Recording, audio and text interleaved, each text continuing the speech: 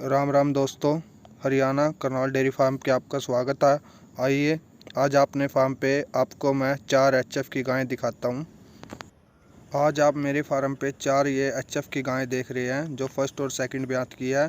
इनकी milk capacity 25 से litre तक की है और प्राइस 45 से 60 हज़ार तक है। हमारे पास पक्के डॉक्यूमेंट्स, ट्रांसपोर्ट की सुविधा है। ऑल ओवर इंडिया में हमारी गायें जाती है। अगर किसी भाई को गायें या भैंस लेनी हो तो मेरे स्क्रीन पे दिए हुए नंबर पे कॉन्टैक्ट करें। धन्यवाद। चैनल को सब्सक्राइब करें और वीडियो को लाइक करें, शेयर करें, कमेंट करें। धन्यवाद।